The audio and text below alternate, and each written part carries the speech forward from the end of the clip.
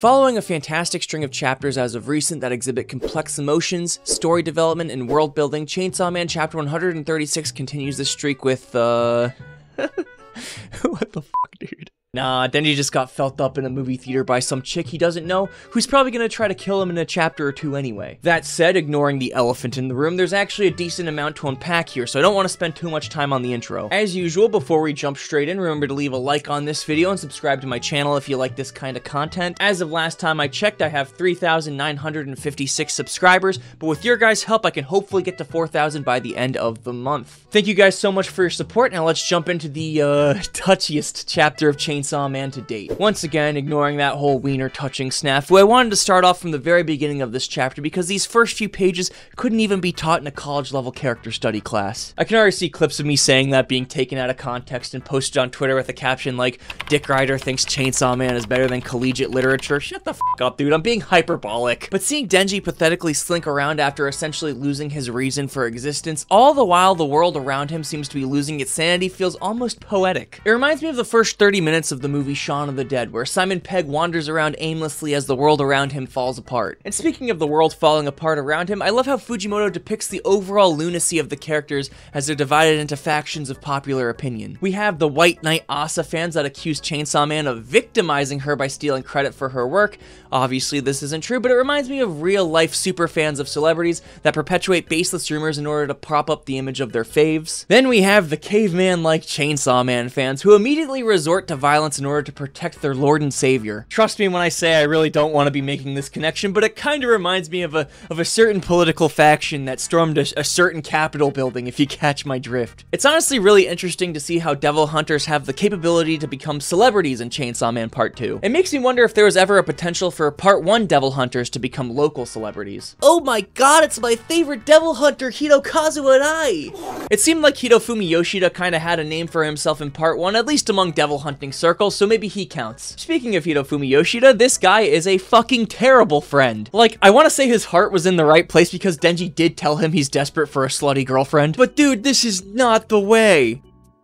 I probably would have been cool with it in high school. Those are some pretty desperate times. I'm probably gonna get some shit online for saying that. But back to the serious discussion when it comes to Yoshida, there was a point where Denji asked him if this is what it was like to be normal, and he said yes. I don't believe for a goddamn second Yoshida knows dick about what it's like to be normal. This dude has been a professional devil hunter since, I'm assuming, early grade school. Also, he's a movie talker. I think those guys are up there with Hitler and Stalin, so...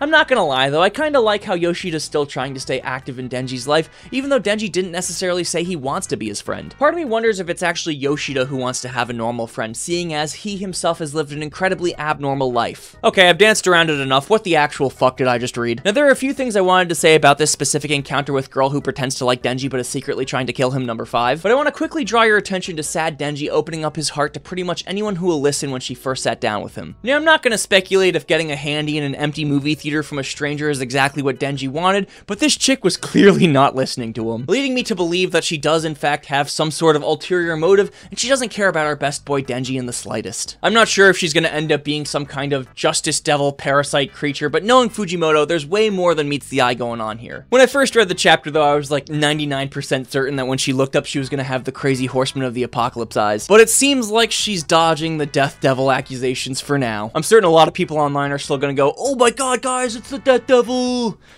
I just pointed to my fucking pile of shit in the corner right now. I'm moving apartments. Her eyes do look kind of fucking weird though. It looks like she just dropped 4 tabs of acid. Her pupils are huge. But seeing this new dark-haired girl being aggressively flirtatious with Denji reminds me of our OG Reze. I talk about this in basically every Chainsaw Man related live stream I do, but I really wish that she'd come back into the manga, at least in some capacity. But in all honesty, I don't necessarily think it would be bad writing if she doesn't. She's already served her purpose in the story, and there isn't really a reason for her to come back. It just sucks to feel like her story has moved on so far since her arc without much of a mention to the role she played in Denji's life. It feels like Reze is being forgotten for the most part. Who knows if we'll ever get a nod back to her in part 2, but this crazy turn of events just got me thinking about the OG best girl. Now that I think about it though, a one-shot about Reze's origin story would be fucking sick, so if anyone has Fujimoto's phone number, let me know. Before we end off today's video, we still have one more important motion to discuss, and that's what the Future Devil predicted would happen in today's chapter in my live stream last night. Oh, great and powerful Future Devil, what is going to happen in Chainsaw Man Chapter 136?